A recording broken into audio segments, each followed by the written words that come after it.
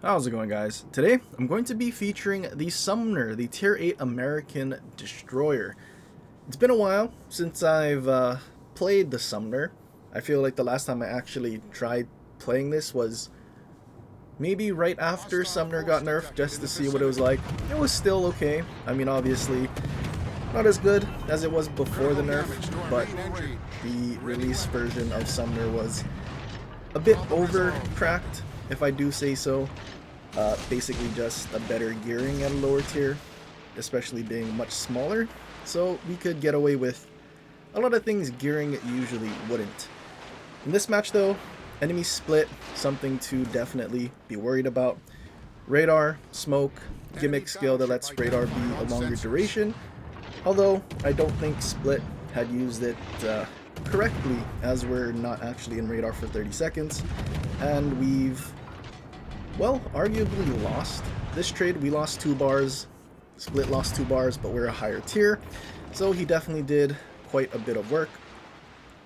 I think before this video started, I actually launched torpedoes at the smoke behind the split, because that was an enemy Plymouth that decided to smoke up. So we knew it wasn't a radar, and chances were Plymouth would sit in the smoke in order to farm. So kind of lucky that he just sat there, and we do land enough torpedoes to dev strike him, and that's just one less thing that we need to worry about. This match also features carriers on both team.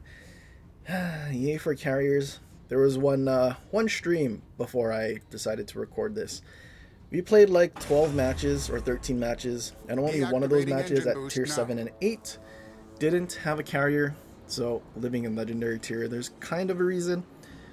But luckily in this match, since there is a CV, he sort of is trying to do his job, and he's going after the Jean Bar, but it's also where the split is, and the enemy split gets spotted on the map behind the smoke, and we're pretty much close enough that we can ambush him. We're not spotted, not located, so we sort of have an advantage to find the enemy split, and we're basically ready for him as soon as his smoke fades. Enemy Jean Bar running away, turning to try and get his guns on target. But luckily we didn't use our smoke and waste it early on when the split first showed up in radar, because, well, that would have been a horrible waste of smoke, and, well, we would have just eaten damage without spotting the split as he smoked up and tried to kite away. Jean Bar tries to blind fire me, not sure why. There's definitely a lot of other ships that spotted, but good for us, he misses and ends up going down without resetting us. Our squad has seized the advantage. We clear our flank. I don't want to say easily, but we get it done. Now there's one enemy destroyer that was last spotted at C-Cap, but not sure where he went. He's been unspotted for quite some time.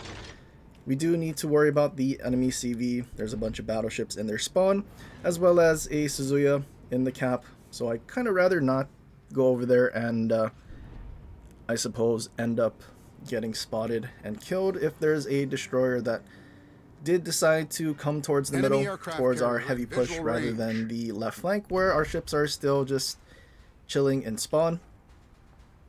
One of the nerfs to Sumner was nerfing the torpedo range. Previously, it used to actually have the same torp range as gearing, which, again, Sumner was basically just a better gearing at a lower tier. If we used to have the old torp range, we probably could have just torpedoed the CV that's stationary and then turned away. Maybe CV goes unspotted, and then, well, maybe he thinks he's comfortable. We also have sort of dual purpose torps, as one of the battleships is actually heading over this way. So there's a pretty decent chance that we land torps on the battleship and the CV, so there's pretty good reason to launch that. 2 battleships sitting just as far back as the CV. Always a good laugh whenever you see that, because you know they're probably afraid of the enemy CV, even though one of them is a higher tier. But anyway, going over towards C, enemy Suzuya still in the cap. There's also an enemy P-Bag that is pushing our left flank, trying to get their broadsides. P-Bag is definitely one of the ships that you don't want to let get your broadside, because its AP absolutely smashes, as well as having torpedoes, and everything is pretty much right on the island. Luckily though, P-Bag pretty low. We start shooting AP at his broadside, and we actually get a Citadel, which is kind of amusing. Didn't think it was really possible to Citadel AP bag with ADD from that far. Maybe it was a bug. We did only get one, especially when there's times where Citadels happen after ricochets off turrets, or like the Japanese being able to be Citadel through the funnel from the stern. Yeah, sometimes it's weird coding. I mean, he was broadside. Maybe we give Wargaming coding the benefit of the doubt here. Going into the cap, Suzuya died. Enemy main finally decided to start pushing in. I see an opportunity to get close and torpedo. Obviously, our torps are still reloading, but there is this island that we can try to use and put in between us. And then if the main decides to keep driving in, we can just simply sit on the other side of the island and torpedo. There's not really a whole lot of places for the enemy main to go. He's going to have to turn broadside to someone. We do unfortunately get spotted here, but it's okay because we do reach the island and get into cover. CV doesn't really care about us, so we're kind of free to just sit here and do whatever we really want. Enemy Georgia, just as far away, kind of kiting as well. We get spotted because we start shooting, and then we end up staying spotted, which was not part of my plan.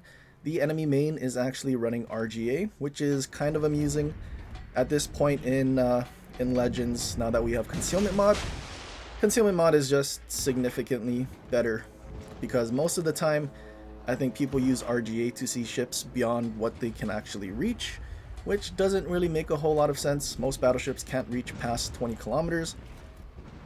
And if you do, well, you have a very weird build. We are able to torp the main. Enemy Lexington trying to hide behind the island, and enemy Georgia just still in the back. Enemy destroyer was finally spotted on the left flank. Not really much we can do about it. I mean, we are kind of chasing a Kraken here. We need one more. Enemy Lexington is pretty low. I don't really think a whole lot of teammates can actually shoot at him right now.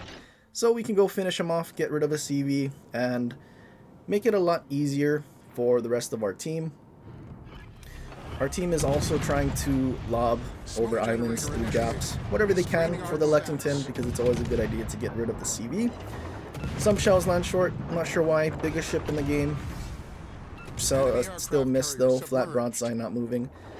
But we do get them. We get our Kraken, we get our Confederate. And now we have our second smoke. We can just smoke up in front of this Georgia. Kind of wish we had a epic or ledge mod, because then we would be doing a lot more damage, which for broadside Georgia, destroyer AP, especially if it has good enough DPM, which Sumner definitely does, probably could have punished him a little more, get our high caliber. So we got the holy trinity of medals, Kraken, Confederate, and high caliber. And enemy Georgia finally goes down. Enemy DD gets spotted again, but there's not really enough time, as our team is going to win on points. We stomped our flank and then went over to the other side and was able to help pretty well. And yeah, enemy Yugamo is just gonna be able to get away and survive. Unfortunately, if there was a little more time, we probably could have gotten over there and finished them off.